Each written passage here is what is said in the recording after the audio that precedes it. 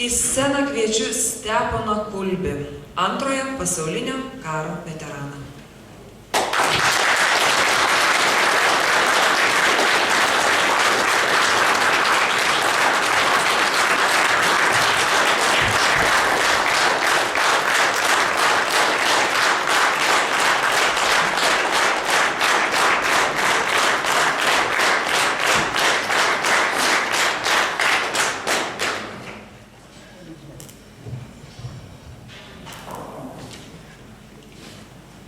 Gerbiami frontininkai, afganistaniečiai, juk jūs mūsų Lietuvių 16 divizijos jaunesnieji draugai. Kada mes, molėtiškiai, 44 metais išėjome Lietuvių 16 diviziją, vidurkis mūsų amžiaus buvo apie 20 metų. Jauni dar buvo. Daug ko nesuprato. Kaip ir jūs taip pat išėjot ir daug ko nesupratot. Bet frontas tai yra rūsti mokykla. Už menkiausią padarytą klaidą reikėjo mokėti krauju arba gyvybėmis.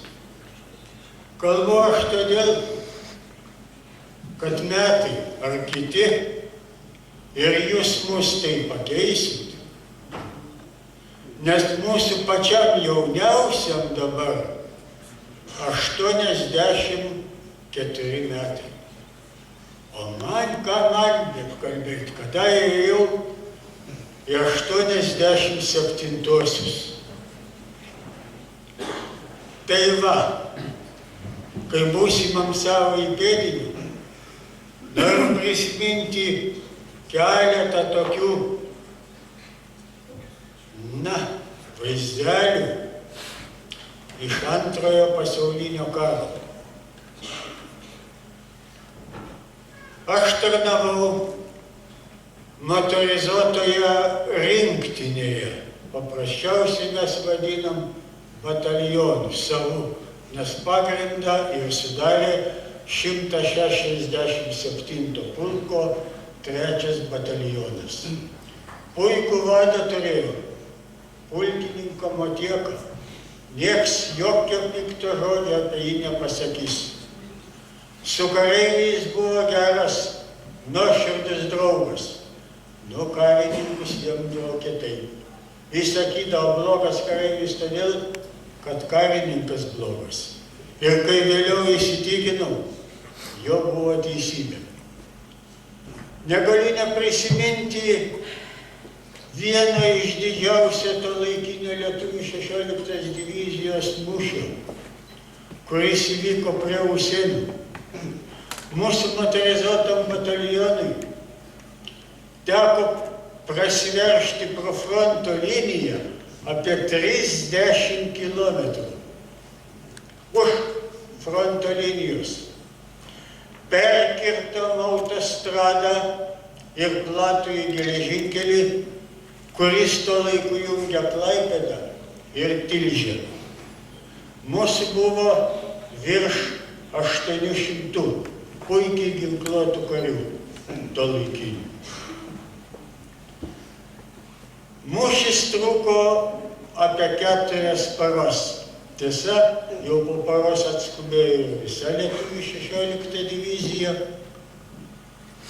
Ir iš mūsų bataliono, iš 800 žmonių, liko 64 žmonės. Nepagalvokit, kad visas batalionas žuvo. Daug labai sužeistų buvo. Bet bendri tokie baisus vis dėlto nuostoliai. Ir aš, tokia jau kareiviška laimė buvo, likau tų 64 kareivių gretose. Neilgai džiaugiausi. Po 2 savaičių buvau peršautas per krūtinę vienos atakos metu.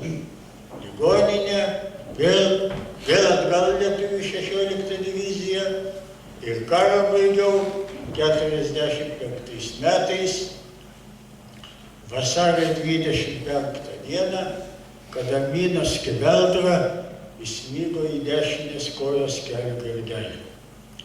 Na, visa mūsų lietuviška divizija savo pareigą, bent aš taip jau galvoju, atliko šventai. Nužygiavo su mūšiais nuo Šaulių iki Klaipėdos. Po tam tikros pertraukos užėmė ir Klaipėdą. Tai 45 metų. Iš 28, sausio 28 ir 29 dieną.